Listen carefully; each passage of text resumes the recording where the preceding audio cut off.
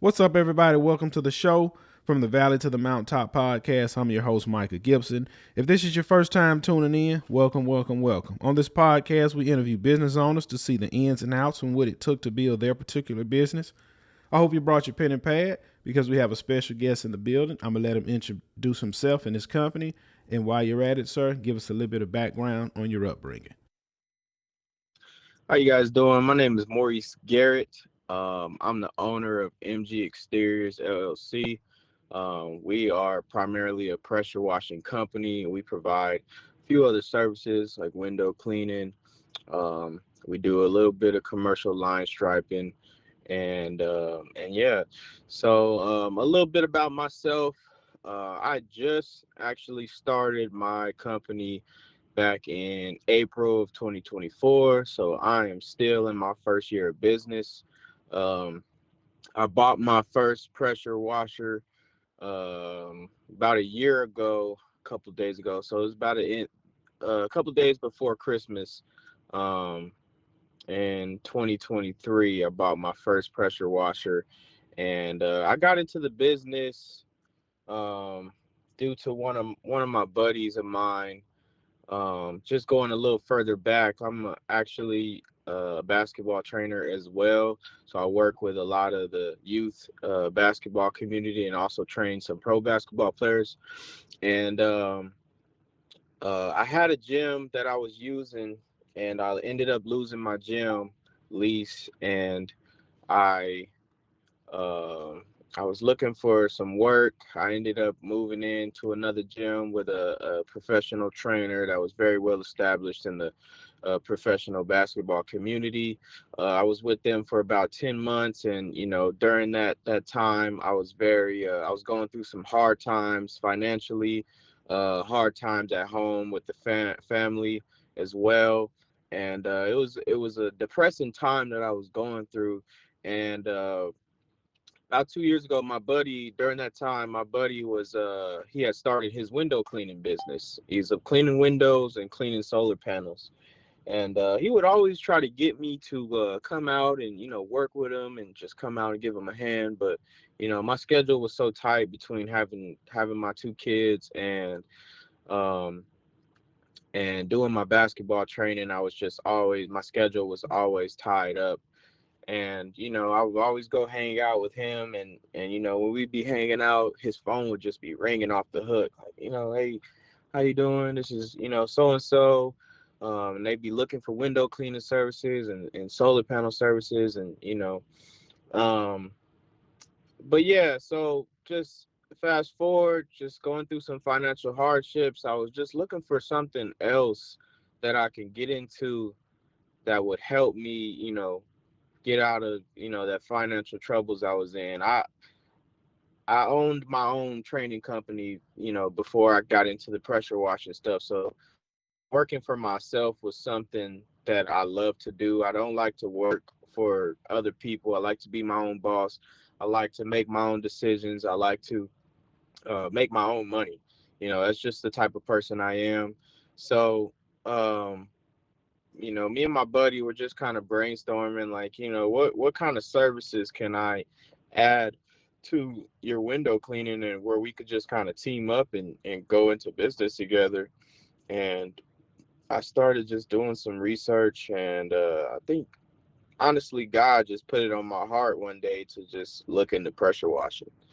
So I started getting on YouTube, doing some research on YouTube, and I started to find some real inspiring videos of business owners out there running their companies and stuff like that. So I was like, hey, you know what? This ain't rocket science. So let me try it. And I was looking into pressure washers. I found me a good pressure washer on YouTube. I seen went and grabbed one on Home Depot. Actually, I sold a lot of my training equipment. I had a lot of professional training equipment, and I sold some of my equipment, and I went and got me a pressure washer. So I had no clue, knew nothing about pressure washing. I didn't even know how to start the thing when I bought it. I got it fresh from Home Depot. I didn't even know how to start the thing. I was reading through the manual, couldn't figure it out.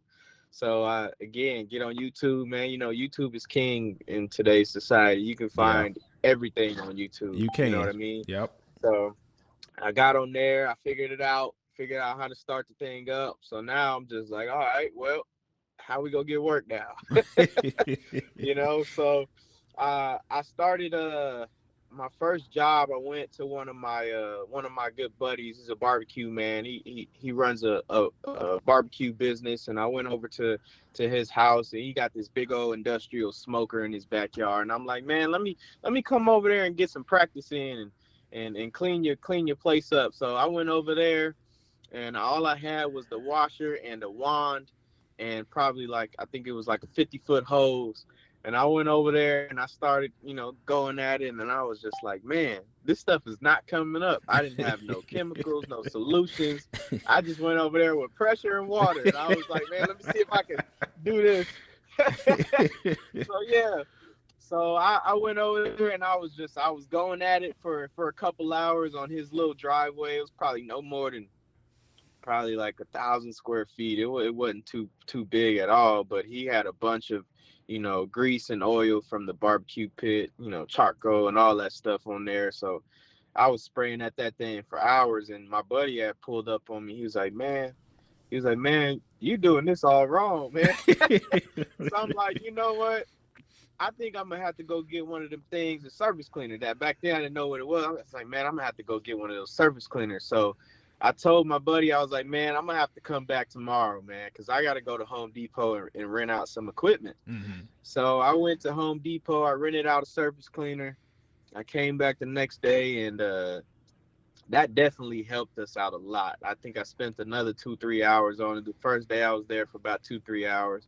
Spent another 2-3 hours on it the next day. Mind you, this ain't even a big driveway. I just didn't know what I was doing, but you know, so so yeah, I just practicing on a couple family and friends.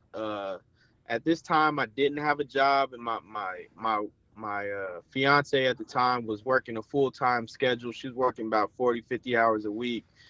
She was bringing in most of the money at the time. So I was just trying to figure it out. And I started knocking some doors. Um, I got a little job here and there. My grandmother actually lived in a suburb community in North Dallas. So I got involved in their Facebook group, and I ended up getting a job in the suburb community. And on my way to that job, my truck engine blew out. Mm. So I had to get off the freeway. My truck wouldn't go more than like 25 miles per hour. I had to get off the freeway. Luckily, that exit I was approaching, my mechanic was right off that exit. So I pulled up to my mechanics. He confirmed it, like, hey, your engine is done. And I Mm. was just like, I was devastated. I was like, man, I'm sitting here trying to, get into this business, and my truck just died out.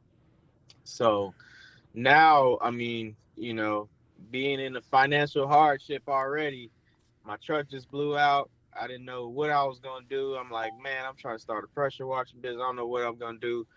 But me being a very self-motivated person, um, what I did was my in-laws, they had a little minivan, Mm-hmm. and I had to get from A to B. So I was like, you know what, if they'll let me use this minivan, shoot, I throw this pressure washer in that minivan and get to it. you know. So I did. They let me use the minivan. I took the seats out the back of the minivan, and I threw my equipment in there. And I was like, man, I gotta go. I gotta go make some money. Bills are due. I Mm-hmm. can't be sitting around the house. Mm. So I was hustling in the minivan for about 2 months, going out. I would park my minivan with all my equipment in the neighborhood, and I get to door knocking. And I would tell people like, hey, I've been working in the neighborhood with some of your neighbors, even though I wasn't. I was just trying to find a pitch Right. that could get me the door open. So I'm like telling them like, hey, I'm working in the neighborhood, blah blah, and I'm offering pressure washing, this and that, and um, you know, one lady, she was like, yeah, you know what? I need a house wash, Mm. and that felt so good, man. I'm telling you, it was by the grace of God opening that door for me, and she had no rebuttals. She was just like, "Yeah, I need a house wash." And I was like, okay. So now my spirit is up. My spirit is up. I'm like, cool. I think I charged her like $400 for the house wash. She was all good. I was like, I'll be back tomorrow. I gotta go knock some more doors and get some more business, but I'll be back tomorrow. I scheduled it for the next day, and I kept knocking in the neighborhood. I didn't get nothing else that day, but the next day I went, took my little minivan, and handled the job, and she was real happy. Man. So doing all this stuff with limited equipment, and again, I just kept researching, and as I did more and more research, I started to find, you know, um, different pieces of equipment that could help me work faster. You know what I mean? And it was just moving from there. So um, that was around January, February. It was even cold outside, and they consider this season right now as a slow season for pressure washing. But Mm-hmm. here down south, we got some most of the time, the weather is good enough to where we can continue to wash through the winter season. So if you can get jobs, you can get them. It's good enough to wash. So we only have those little winter freezes come through every now and then. Mm. So I just kept at it, man. I just stayed with it. And I came across a podcast by a man named Jason Guyman. And every day that I went out, I would throw this podcast on and I would just listen and take in all the information that this man was giving out. And I'm telling you, when I tell you he was giving out gems, he was giving out gems, just telling everything, all the secret sauce that you can need to be successful in this industry. And I listened to every episode, and I listened to a lot of people that came on just like I'm doing now, and just gave out a lot of free information, and I would just learn a lot and grow from that. And actually got a loan from my grandmother and my dad to get my new engine in my truck. Mm. So once I got a loan to get my engine fixed. Um, I went in, I got my truck fixed probably like 3 or 4 months later. Once I got my truck fixed, I was just back in that. I was back in the grind mode, man. I was ready to go. I did a couple jobs throughout the month. I didn't make a bunch of money, but I did a couple jobs. Um, and one thing I learned was that yard signs was like, you got to do yard signs. So I'm Mm-hmm. like, okay, well, my wife just kind of, I'm gonna stop the story there and kind of go back a little bit. My wife was very miserable at her job as well. Mm. She was working a lot. She wanted to be at home with the kids more. um she was just on her feet all day. She was just like, man, I'm done. I don't want to work this job no more. Mm-hmm. So, while she was at work, I had to be at home with the kids. Mm-hmm. My kids were real young. They weren't ready to go to school yet. So it was either like she got to be there or I got to be there. We ain't have no help babysitting or none of that stuff. So I'm telling her, like, I feel like I could make a lot more money doing this pressure washing stuff if you was at home. If we just kind of swap places. Mm. Let me go out all day and hustle up the money while you kind of you stay Mm-hmm. at home, be the stay at home mom and cook and clean. Mm-hmm. So um we prayed about it.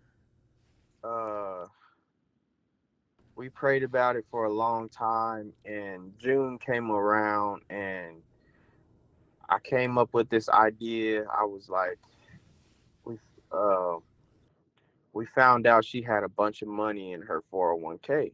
Mm-hmm. So I'm like, well, if we take out a little bit, just a couple $1,000s from your 401k, you quit your job. We use a little bit of that money to start this business.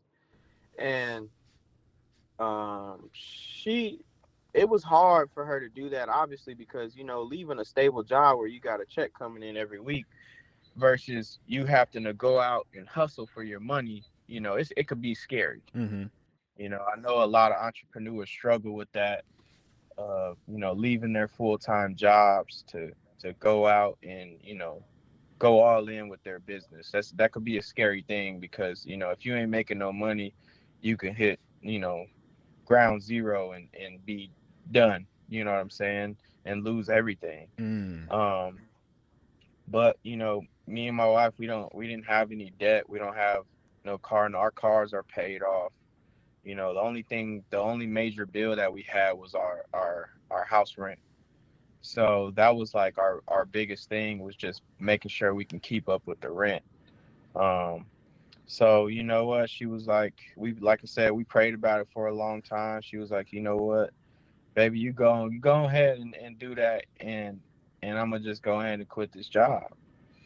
And when she did that, we took some money out the 401k, and I invested in so many yard signs. I think I bought about 300 at the time. And as soon as I started putting those yard signs out, things started rolling. Wow. Oh, they started rolling. They Wow. started rolling. And it was crazy how much my phone was ringing off the hook. Um, but like I said, it's just having faith in God, man, and just taking the big step. Um, you know what? I think I skipped something. I'm sorry, guys. No, no, you I fine. I I came across a job. I was door knocking, and I told myself if I was gonna make real money, I needed to go clean some real houses, some big houses. And I was walking in the neighborhood, and there was a little old lady outside watering her sidewalk, her grass. And I approached her, and I kind of made a pitch to her that I can, help her out with her yard work or something like that. And I wanted to clean her driveway, and she was like, okay, um, you got a business card, what's your company? And this and that. And I could tell, something was wrong with the lady, but she had this big old, I believe her house was like 7,500 square feet. I was walking in the neighborhood of mansions, multi-million-dollar mansions, just knocking on doors. Yeah, and a lot of people won't do that. A lot of people are kind of scared to go out to those big houses that are worth 2, 3, 4, $5 million and knock on those doors. But I knew if I wanted to make real money, I couldn't do that cleaning 1,500, 2,000 square foot houses. I mean, you can do it, but I felt like the big tickets is where you go and clean the big properties. You know Mm. what I mean? So um with those big properties, I could offer more services. My buddy had a window cleaning service, so I'm like, shoot, if we go get a mansion, we could do pressure washing and window cleaning, and the ticket would be way bigger Mm-hmm. versus me going and trying to do $150 driveways and $200 driveways. You know what I mean?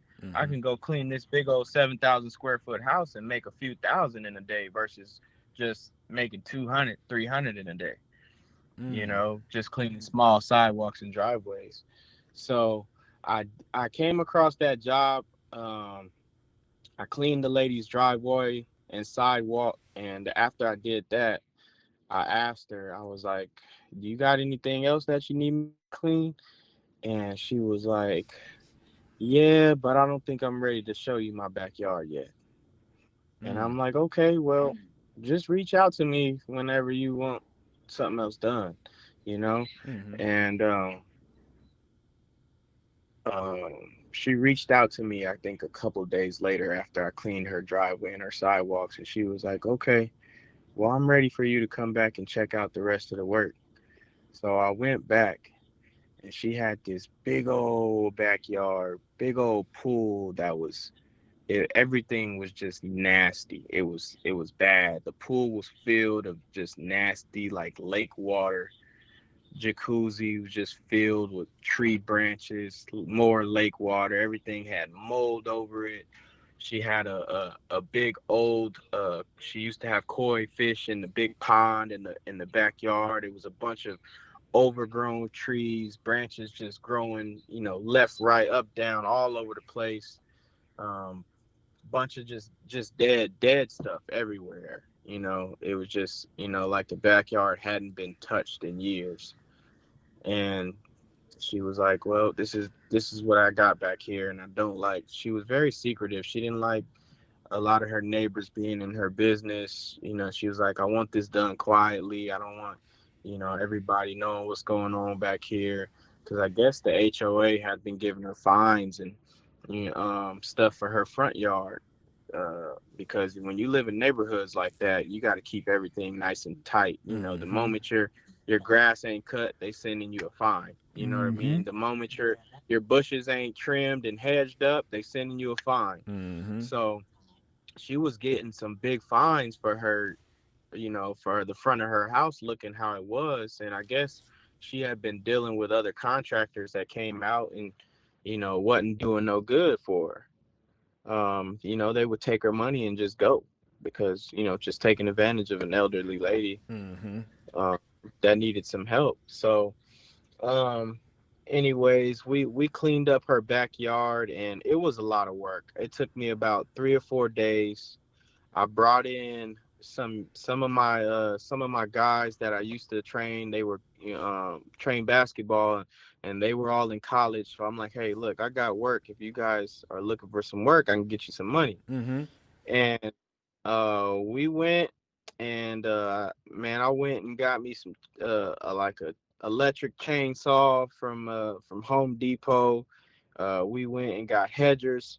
I called one of my friends that actually cut grass, and I was like, hey man, I got a landscaping job. I need some help because I don't know nothing about landscaping. So I was like, if you could just come by and kind of just coordinate us around, man, I got some young dudes that'll just do the work Mm-hmm. you know.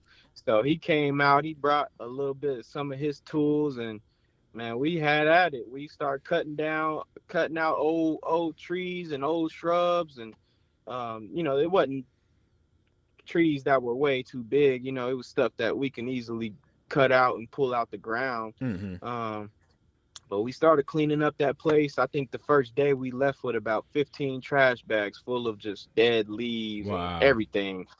We left with about 15 big old contract bags in my truck, and I prepped it to be power washed. So the next day we came back. I started on the pool deck. We started washing the pool deck out, and everything was kind of coming together. And then she asked me, she was like, hey, can you get in that pond and clean out that pond? I was like, what? Her pond was full, same thing, just like the pool. It was just, it had a bunch of mud in the bottom, just bunch of leaves built up in the bottom. So we cleaned out this big old koi pond for her, and then I had to go rent out some pumps to drain out this big old pool. I think her pool was like 10 feet deep. It was a big pool, Wow. and we got it all drained out. I called the city because I never drained a pool before. I called the city like, hey, where do I drain this pool at? And they directed me. They were like, thank you for calling. We appreciate that. Look for this pipe or this area here, and you should be able to drain it into that pipe. So I found it. I'm like, cool. We drained out the pool. I had no idea how to clean a pool. Uh, I started looking on YouTube. I seen you had to acid wash it or bleach wash it and then acid wash it and all that stuff. And I had no idea how to do it. I just knew I was gonna get it done though. Mm. You know what I mean? And we knocked that project out. I think I left that project with like almost $6,000 in like Wow. 3 4 days. Wow. And after I did that, and it was when I was like, okay, this is real. This is real. I've only been in business about 4 months now, and I already just made 6,000 in a week. I was Wow. like, oh man, it's on. Wow. It's on. Now let me So ask you. from there, man, Go ahead. Go ahead. yeah. Go ahead. Go ahead. Yeah, no, from there is when I started. I was like, I got to get yard signs. We got to put yard signs all over this neighborhood. All these neighborhoods I was exploring. There was just multi-million-dollar neighborhoods. Start putting yard signs in them. Venturing out to different parts of the city because before I never really left my city here in Garland, Texas. I never really like went out to the rich neighborhoods where there's multi-million-dollar houses and stuff because I had no business being over there. What was I gonna go over there for? All right. So Um, but yeah, you got a question for me? What you got? Yeah, I want to bring it back a little bit.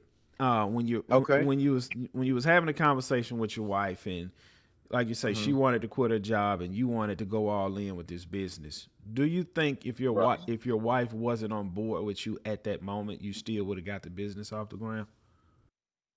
No, I wouldn't have. I Oh, wouldn't have. okay. Just because we a team, Mm-hmm. and we live together, we make decisions together, and if your significant other is not all in with your vision and your goals and what you're trying to do, then it's just not gonna work. You guys are gonna have disagreements. There's gonna be arguments. You know what I mean? It's Mm-hmm. it's got to be a team environment. It's got to be we both believe in this vision, and she was all in, man. She seen how I ran my training business the years before, Mm-hmm. and I was very successful with that. Unfortunately, I got burnt out in the situation I was in, and I needed to step away and take a break. But she always has believed in me because she sees my work ethic. I'm a guy that's gonna get up. I go to the gym.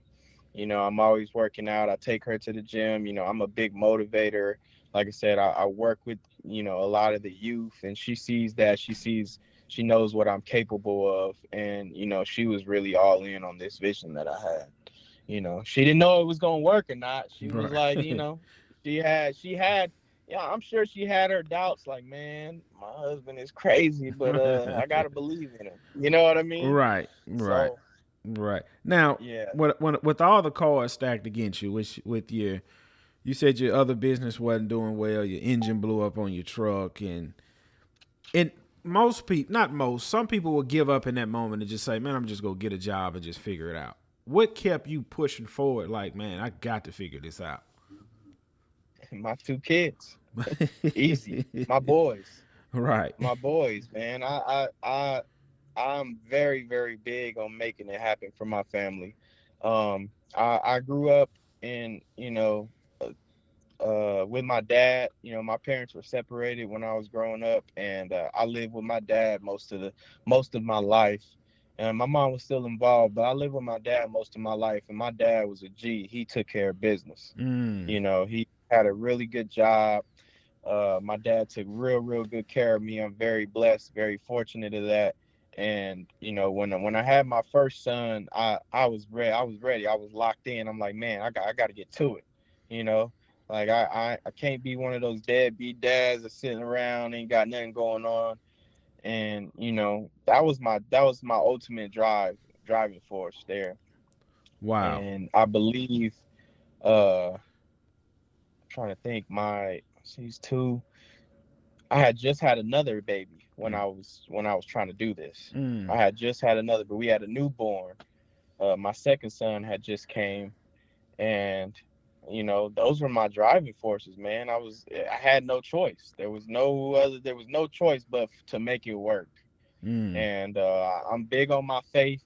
I'm big on my God, man, and He take care of me. I'm very blessed, you know, and I believe in myself as well, and that's easier said than done, right? Mm-hmm. Not everybody has that same drive and that same motivation, but you got to find your why in your life. Um, if you don't have a why are you trying to do this? What are you working for? What are you working towards? You don't have goals. You don't have something that's your ultimate driving force. It could be tough, right? Right. Like I said, the average person probably doesn't have, that two kids to motivate them to get out and make it happen like that. So for them, I would say, I mean, I don't like to push, God on everybody. Everybody believes in what they believe in, but man, you put your faith in the Lord Jesus Christ, and He can do some amazing things for you. That's Some true. amazing things. That's true. That is so true. Now, Yes, I sir. want to ask you, what guys were you watching on YouTube gaining knowledge from? I was watching. I was really watching a little bit of everybody. There's a young guy. His name's Austin Davis. Um, I don't know everybody's name. I know there's another guy, United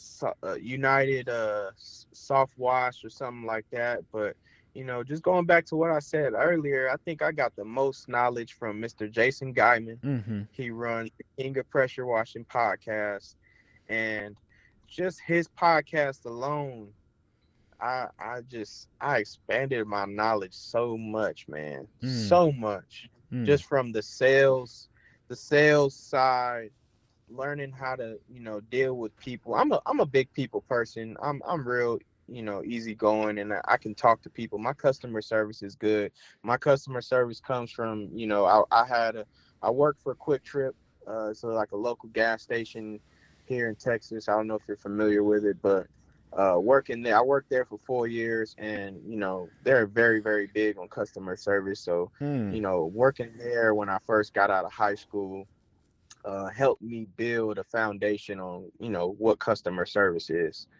And then once I started doing basketball training back in 2020, uh, I that was like, you're dealing with parents, you're dealing with kids. If you ain't got good customer service, then you ain't gonna have no clients. Mm. So just me just being a natural what do they call it, extrovert, just an outgoing person. I can talk to people easily. I can keep a conversation going. Um, like I said, I was raised really well mannered, and so I speak to people well. Wow. So that's one of the biggest things. Um, but yeah, just learning the sales part of things. I also have um, a short history in roofing. I did roofing and solar, which is where I met my buddy that I talked about earlier that has a window cleaning business. Mm. I met him when I went and I ventured into the solar sales for, I think it was like 3 or 4 months, but that didn't work out for me. I got out of that real quick. I didn't like what was going on in the company. I was like, yeah, no. But I had a little bit of door knocking experience doing that. I Okay. actually really despised door knocking. Like after that, after I got out of that, I was like, man, I'm not going to knock no more doors. And that's what my biggest thing. What I was telling my buddy, I'm like, man, I'm not trying to go knock no doors. He was like, man, just come out and help me. I'm like, man, I'm good. I'm not. I won't. You won't ever catch me door knocking. That ain't for me. I promise you, I was telling him that Right. because I got terrible engagement from people when I was knocking for solar and doing roofs. I got terrible engagement. People did not want to see me at their doorstep, and I just, I didn't know if it was me or it was the service that we were selling. As soon as they heard solar or anything about a roof, they were like, "No, I'm good." So for me, I had a bad door knocking experience, but once I got into the pressure washing industry, I knew deep down inside if I was going to be successful at all, I got to learn how to door knock. And when I did start door knocking, I actually for my own company, it was way different. Mm. Way different approach, different pitch, and people were a lot more easy going, especially when I started using the hey, I'm working for your neighbors. Mm-hmm. I did some pressure washing down the road here, and they would be like, okay, you working for the neighbor. And rarely did I get somebody that'd be like, who you working for, what's their name. you know I did run across a couple people, and I would just be like, Miss Jones, let me watch the driveway down the road. But yeah, no, my experience was a lot different when I started door knocking for my own company, and it felt good. Mm-hmm. Even if people weren't buying my services, they were still really nice. I would even come across people that would just, they would give me some motivational words like, Mm. man, I'm glad to see you out here. Keep going, keep grinding, man. You're doing good by being out here, and that felt good coming across people like that, especially having the bad experience that I had before. I'm like, okay, so it's some good people out here. You know Mm-hmm. what I mean? It's some good people out there. So that kind of turned my whole perspective of door to door sales around. and it's still hard to this day. Sometimes I still will get butterflies. Like I said, I'm still new to this, and I've been blessed to have worked on the properties that I've worked on, Mm-hmm. and stuff like that. But sometimes I still do get butterflies when I go in businesses, or go door to door sales and talking to people. But I'm getting a lot better at it. The more you go and talk to people, the better you get. You know what I mean? The better your words flow. Because at first, when you first start off, you kind of stuttering and tripping over your words a little bit, Mm-hmm. but it gets better. It gets better over time. You just got to stick with it. That's good. Now, outside of yard signs and door knocking, how else do you gain clients?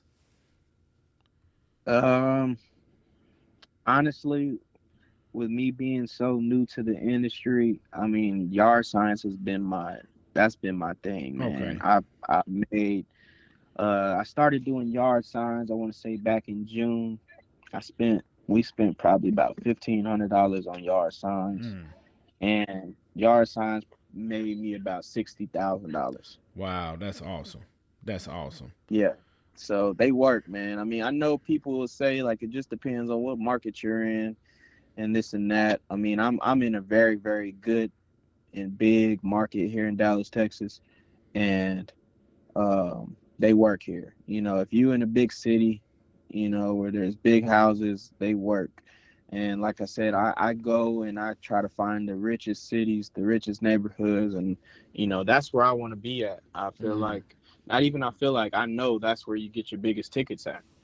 And I will go to those houses, and they call me, man. They call me, and when I go there, and I learned from that podcast, King of Pressure Washing podcast. There's a guy on there. His name was Mr. Chris Johnson, and he was talking about going to these houses, and you always offer them every single service that you can provide. Mm. And when I heard that, that stuck with me, and I started, and I used that, and when I would go to these big old properties that would call me out, man, I would, even if they called me out only to clean their driveway, I'm like, okay, well, look, I can do a lot around here, around your property to help, maintain and get it beautiful.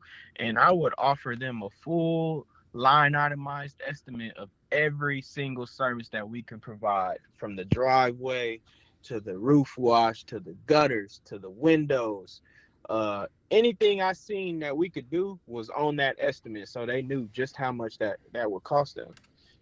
Because there's a saying, you never know what somebody will do for you unless you ask. That's true. So That is I true. would let them know, like, hey, this is a line itemized estimate. If there's anything on here that you see you don't want, you let me know and I'll take it off of there. And a lot of the times I would close the whole ticket. Wow. So we was leaving properties, man, in the summertime. June, was it June, July? It was either June and July or July and August. I think I had $15,000 months. Wow. Wow. My first summer doing pressure washing. First summer. And yeah, first summer doing pressure washing, I had two $15,000 months. And you know, man, I was all in, man. When the phone was ringing, I was giving out big old tickets, which was hard. Oh, it was so hard to give out. Because I mean, it's like I can't even pay for this. So why am I giving this person this price and I can't even afford it? So it was hard. I would be, sending out the estimate, like, okay, I'm gonna send you this estimate. I would, most of the time when I first was doing it, I would leave. I was like, I'm gonna work on it tonight and I'll send it to you later. And then I would go park somewhere. I would work on it and send it off to them. And it was hard, man. It was hard to send off a ticket of $5,000, $6,000 to wash somebody's property. But once you close that one, and the second one, it's like, oh man, this is possible. This is possible. You know. Yeah. So, Now, now let me ask but you yeah. this: I seen on one of your videos, like you say, you like to go to the wealthy side of town and try and lock some of those clients in. Explain to my Mhm. audience, how did you lock in that 10,000 square foot mansion? Oh, yard sign, Yard sign. They called you. man. They called me. Wow. Um, I put it right outside the neighborhood. I like to put my yard signs, in like right on the exit points of the neighborhood. So wherever I see, I know there's a lot of cars coming in and out during high traffic time, people going to work, people getting off work. I look at my maps and I say, okay, most of the people got to turn in right here. Mm-hmm. So I'm gonna put my yard sign right on this corner. So that roof, um, that estimate took me about 4 months to close. Um, they called me. It was actually a house manager. The owners didn't call me. I still haven't talked to the owner to this day. The house manager called me. When you're dealing with houses like that, they got butlers and maids and Right, and right, right. so she was the lady that called me was the house manager. So she called me. She was like, "Hey, yeah, I seen your yard sign, and we need a house wash done." So I'm like, "Okay." I scheduled a time with her to go out to the house, and when I went out to the house initially, the first time it was raining, so it kind of wasn't a great time to do a walk around with her. But she ended up coming out and meeting with me anyways, and she brought this umbrella out, and she was, real bougie, I could say. She was very, very, So, anyways, we walked around the house. It's about 5 minutes. She was like, "Okay, you good?" I was pointing stuff out to her, but I could tell she really wasn't like taking everything in that I was telling her that needed to be done. Mm-hmm. And she was like, "Okay, blah blah blah. Just send me an estimate." And I'm like, "Okay." Well, I sent her an estimate, and she was like, "Okay, well, I'm gonna give it to the homeowner, and we'll get back to you." So I was following up with them probably like once a week for like a month and a half. And you know, she kept telling me like, "Okay, well, I only want this done, or I only want this side of the house done, or I only want these certain spots done." And I'm like, "Man, we provide a full inclusive service. I don't do the only a partial side of the house or only this corner. If we're gonna do a house wash, I'm gonna wash the whole entire house." Mm-hmm. That's just how I do business. Like, I don't like giving out quotes for a half work, because when doing half work, you're gonna get half results, you know. Right. So, Exactly. if I come out and just wash these little 3, 4 corners of the house, now you saying, well, this is still dirty, or it's wasp nest over here. Well, you didn't want a quote for the whole house, remember? Right, right, right. So I went back and forth on the email with her for like a month and a half, and then Wow. eventually they reached out to me, or I know eventually I reached out again probably like 2 months later, and I was trying to follow up, and then they contacted me back like, "Hey, this is the new house owner, the other lady got fired, and this and that." I'm like, "Okay, well, nice to meet you." And we scheduled another house visit. So I scheduled another house visit with the next house manager, and same thing. I mean, just the lack of knowledge that they have for the algae and the organic growth that's growing on their house. I try to just give them as much knowledge and value that I can of the service that we're providing. Mm-hmm. Um, Sometimes it takes a long time, man. Like I said, it took me 4 months to. I followed up, frequently. It took me 4 months to close that estimate, and it was a tough one for sure. And I didn't even end up getting the house wash. It ended up being a roof wash and gutter cleaning. Mm. So we came to the conclusion that the mold was coming from an overflow of the gutters. Mm. And then they were telling me, "Oh yeah, well, we had a pest control people come out because they seen some mice around the house, and they said the gutters needed to be cleaned." So I was like, "Okay, well, if we're gonna clean the gutters, then we kind of need to wash the roof, because you got all this stuff on the roof. If I clean the gutters, then all that stuff is gonna come back right back down into the gutters." So I was able to sell them a whole roof wash and the gutter cleaning. Wow. So That's awesome. so yeah, we did that. I mean, it was a monster. I mean, I underbid it. I completely underbid it. It was my first roof Mm. wash that I've done.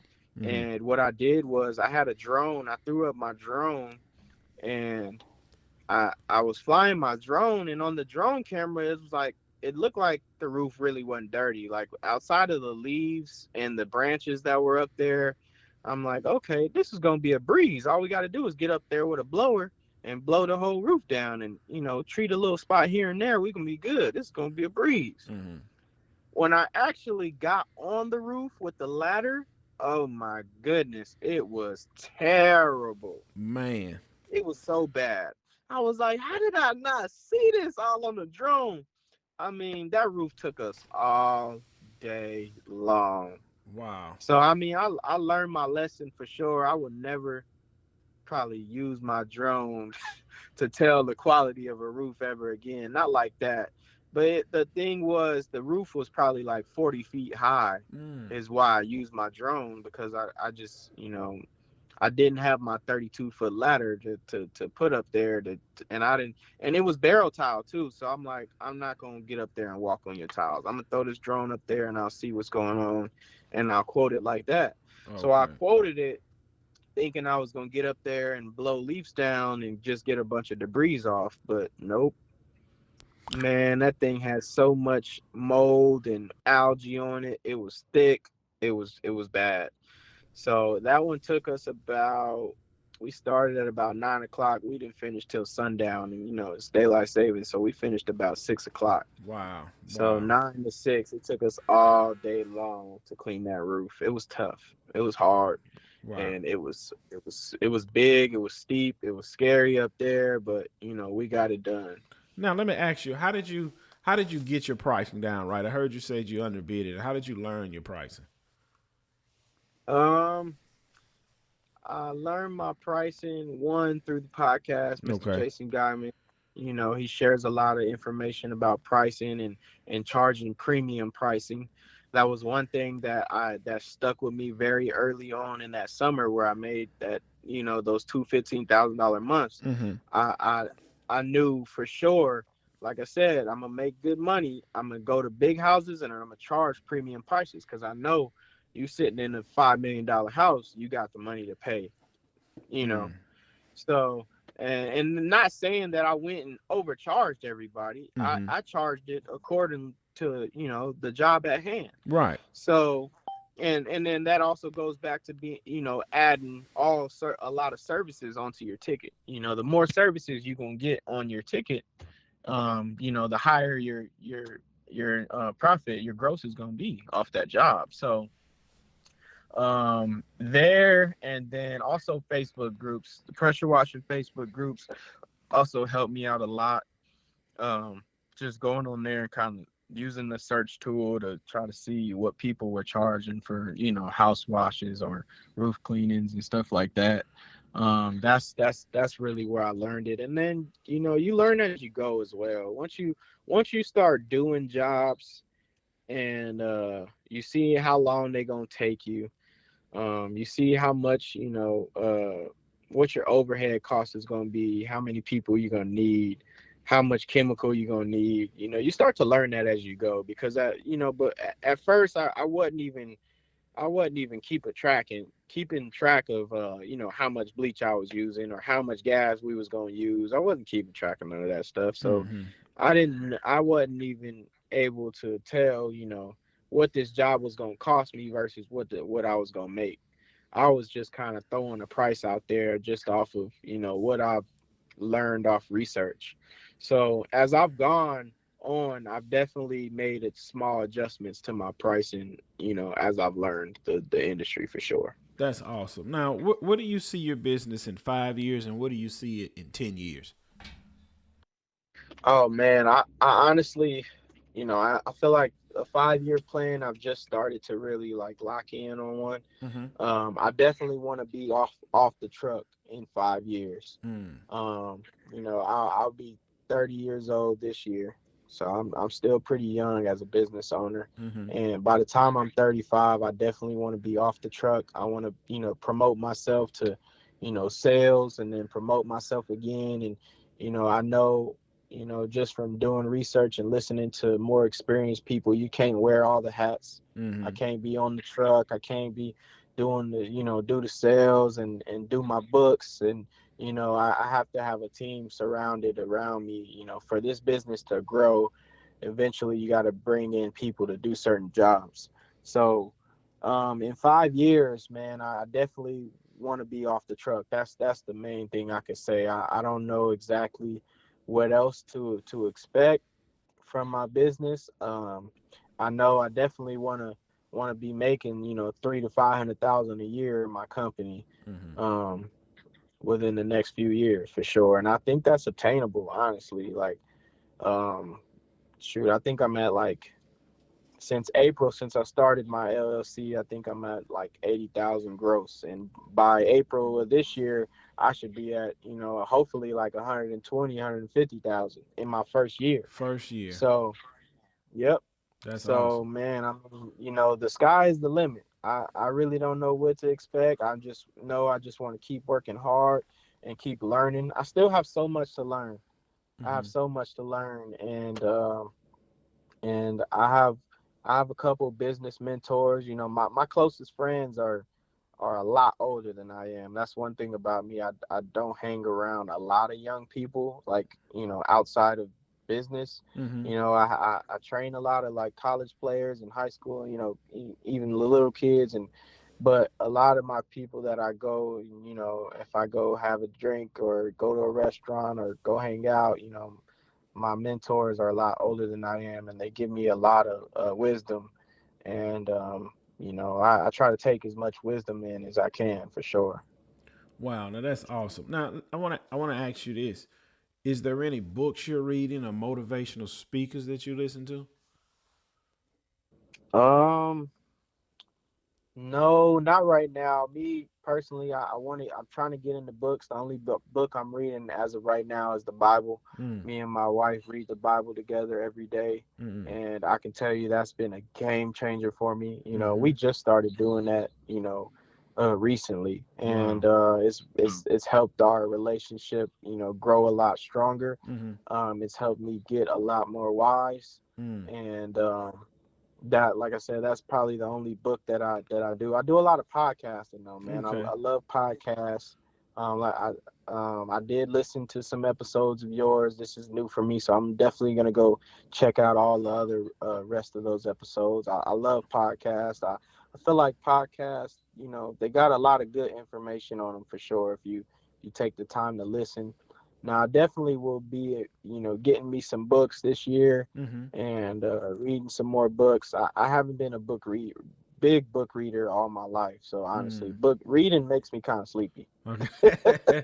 They got audio So I'd books. rather listen. I think I could do audio books. Audio Okay. books might be something better for You're me. right. Now let me ask you this: you Yeah. said you and your wife read the Bible. I'm a believer in God as well, preferably Jesus Christ. Let me ask you: do you think that God pick and chooses who He want to be successful, or do you think it comes from the inner man? Oh man, I do. I think he puts it. I think it's kind of both ways.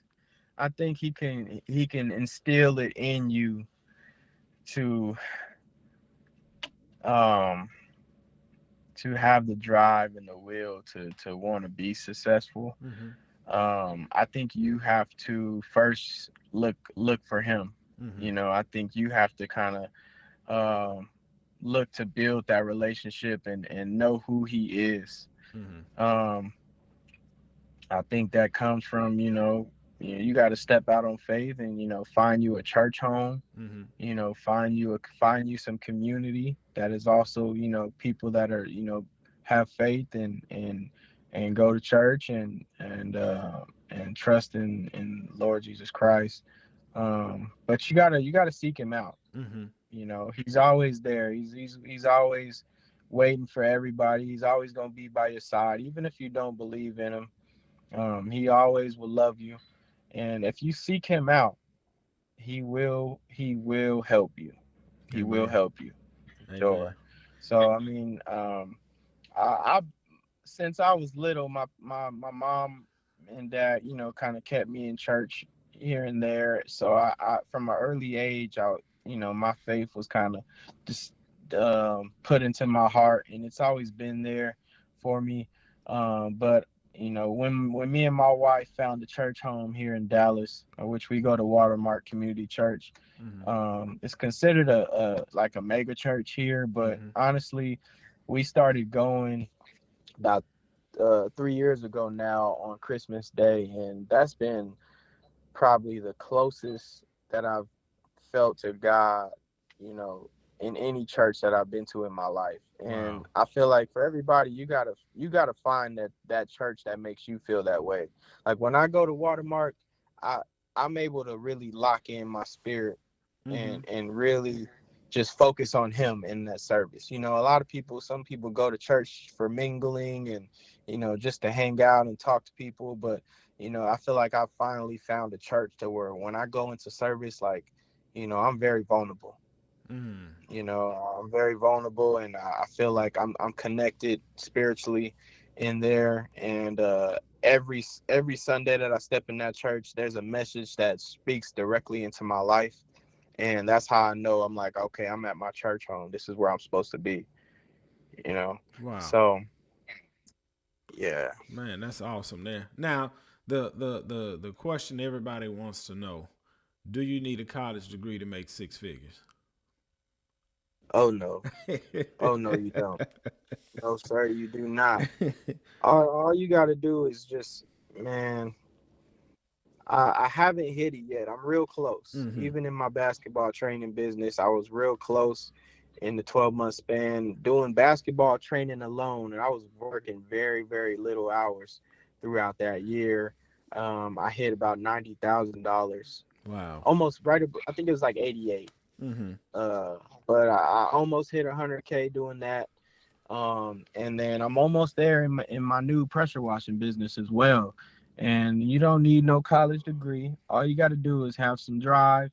You got to know why you're doing it. You Mm-hmm. got to have the will to, you got to be able to be told no, because everybody ain't gonna buy from you. Everybody's not gonna use your service. So the faster you get over, you know, people telling me no, you got to keep going and keep going, and you know things are going to happen for you.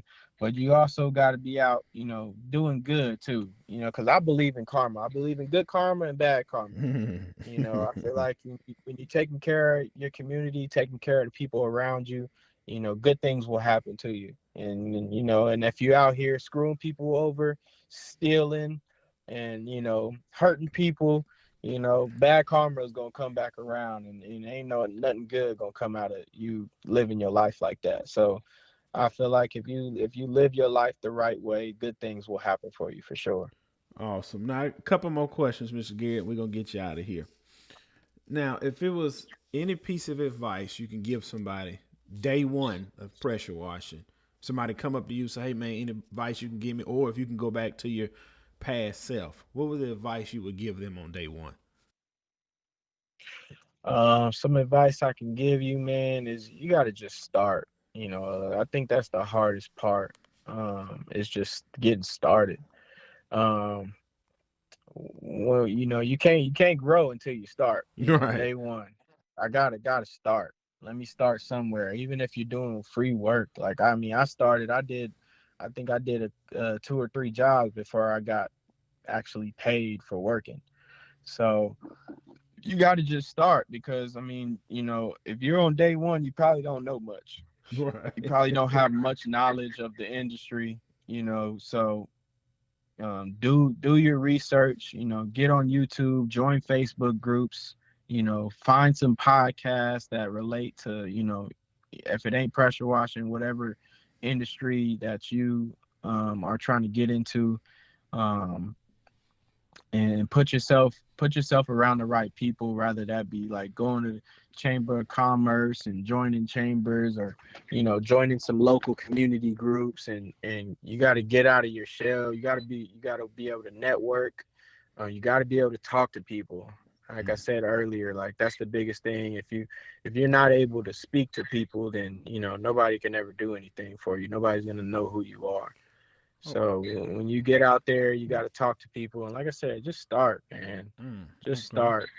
Even if you're just doing it for a side hustle, you know, put the time in. You gonna get it. gonna get out what you put in. Right. You know what I mean? So if you're putting in the time, you know, things are gonna happen for you. You know, if Right. you going on YouTube and you researching, you're gonna learn. You know what I mean? If you turning on that podcast, you're gonna learn something. Mm-hmm. You know Mm-hmm. what I mean? So just starting, man. You gotta start. Okay. You gotta Now, start. now let me ask you this: with all the knowledge you have now, you see the potential money you can make in the future. Do you think it is crazy to work for somebody else versus working for yourself? No, because everybody's different, right? And Mm-hmm. me and one of my mentors had this talk all the time. Not everybody's an entrepreneur. Mm-hmm. You know, we are all different people. We there's like, I think there's an analogy that there's like 4 or 5 different people types.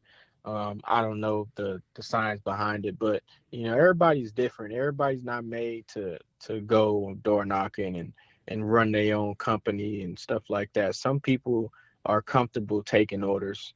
Some people are good with getting that check, bi-weekly or weekly.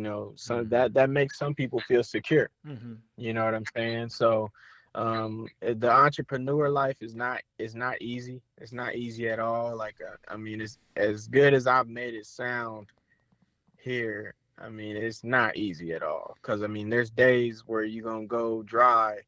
Dry turkey, cold turkey is what they call it. It's days where your phone ain't gonna ring. Are you able to still, keep that same motivation through those 3 or 4 or 5 days where your phone ain't ring and you ain't made $1? You know what Mm-hmm. I'm saying? Mm-hmm. So Okay. it's not for everybody, man. And there's nothing wrong with going to college and getting a degree and going into the corporate world. If that's what you like, if you're comfortable with that, then by any means do it.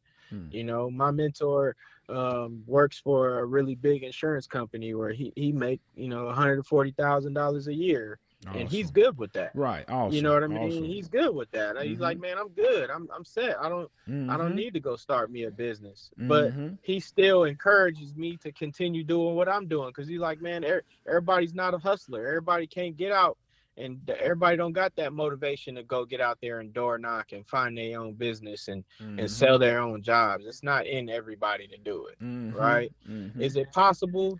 Heck yes, it's possible to do it. But Right. that's got to be a decision that you make in your mind, in your heart, that I want to be a hustler. I want to go out and get this on my own. Like, I don't want to go clock in with nobody. I don't want to take orders from nobody. I don't want to ask to go on a lunch break and stuff like that. It's got to be something that you decide in your heart that you can do. You know what I mean? Right. So Right. Right. I Now, don't see anything wrong with okay. the corporate world. If it pays you well, it pays your bills, and you're comfortable with doing that, then by any means keep doing that for sure. Awesome. Awesome. Now, final question. Who's been your biggest support system this far? Definitely my wife, Shout out to for wifey. sure. My wife. Shout out to wifey. Yeah. She believes in me all the way. She trusts my plan. Any plan that I come up with, she probably think I'm a little crazy, but she knows what I'm capable of. We've been together for about 10 years now, 11 Awesome. years, Awesome. and she knows that I'm a grinder, man, and I get it. I get to it, and she know I ain't no lazy person, Right. and she supports me to the fullest. She That's supports me to the fullest for sure. that's So that's shout out to awesome. wifey, Yeah, shout out to wifey, and, man. Good to have a good and shout support out to system. God. Shout Yeah, out to most God, Jesus definitely. Christ, man. Most definitely. He's the one that has brought me to where I'm at today. He's the one that makes my phone ring. He's the one that locks people's eyes in on them yard signs. Mm-hmm. And he does it. He's the reason why I am who I am today, and he's the reason why my business is growing the way it is, for sure. Wow. Well, man, you want to plug your all your socials, how people can view your content, or if somebody want to contact you for work. I don't recommend you putting your phone number on here. Yeah, no, definitely. If you guys want to give me a follow on Instagram, you can find me at MG Exterior Services. I'm also on Facebook. You can find me on Facebook, Maurice Garrett, or you can find me on TikTok. I believe my TikTok is MG Exteriors as well. So you guys want to follow my growth and follow my journey. Definitely check out some of my content. I got a lot of really good content, and I think my content is really good, and it's going to get even better. I'm really big with content. I mean, I always have since I had my training business. So I love showing everybody what we got going in the company. So if you want to follow along on my journey, please reach out. If you got any questions that I didn't cover today, reach out. I reply to everybody. I don't leave nobody on red. So I'm willing to share all the knowledge that I know for sure. Man, that's awesome. Again, Mr. Garrett, I really appreciate your time, and I hope nothing but success for you in the future. All right, thank you, Mr. Gibson. I appreciate you having me and reaching out to so we can do this. I definitely would love to get back on here in a year or so Yes, and sir. just provide more knowledge and just update everybody on the journey. For sure, I love doing this. Yes, sir. I appreciate your time, Mr. Garrett. All right, you have a blessed day, sir. All right, you too. Thank you. Let's give that guy a round of applause.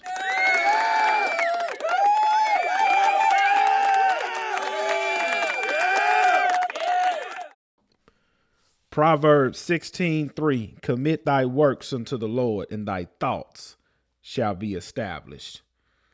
Man, it's something, man, when God put that bug in you, that desire for more, that desire to start something, and he leaves it up to you. God will give you a vision to start something, and he going to leave it right up to you. Why? Because God is a just God. We live in a free world. We live in a free world, and God will let you make your own decisions. He will plant the seed in you, and then he will let you make your own decisions. This is what happened when you're in the will of God and you go for that, and you go for that thing that he's put in you. See right now with Mr. Garrett, that seed is starting to sprout. As he said, man, wow, this is my first year. I'm already about to hit six figures. It's his first year and he's already about to hit six figures. This right here is awesome. Not only that, shout out to wifey. His wifey stood by him, supported him, said, hey, yeah, take this retirement money, go start the business. You see that how working together, being in the Lord's will would just, man, you would just have an amazing life. That is so awesome. I love this young man's story, and I see nothing but greatness here. Now, my question to you is, will you go from the valley to the mountaintop? Will you be next? Will you be next to start that business venture and look up and say, man, I'm making six figures? Will you be next? Or would you just sit back and watch everybody else do it? See, one thing I love about the Lord, time and chance happeneth to them all. I repeat, time and chance happeneth to them all. This is one of my favorite verses in the Bible, and I'm gonna read this verse to you. I'm gonna read. Hold on, let me find it, y'all. I'm gonna put the icing on the cake on here. Ecclesiastes 9:11. I returned and saw under the sun that the race is not to the swift. The race is not given to the person that's the fastest, nor the battle to the strong. Just because you're strong don't mean that that person can beat me. Neither yet bread to the wise, nor yet riches to men of understanding, nor yet favor to men of skill, but time and chance happeneth to them all. I'm pretty sure there was plenty of pressure washing business in Mr. Garrett time. But time and chance happeneth to them all. The race is not given to the swift, nor the battle to the strong. Everybody have an opportunity in their life to be successful. The question is, are you going to wake up and go be successful? A quote from Mr. Tony Gassens that I like to use. He says, either you will build your dreams or you will work for somebody else that builds theirs. Just because you're working a job don't mean you have failed. Just because you're going to college don't mean you have failed. But you have to carve out your own pathway to success. I'm your host, Micah Gibson from the Valley to the Mountaintop podcast. I will see you guys on the next one.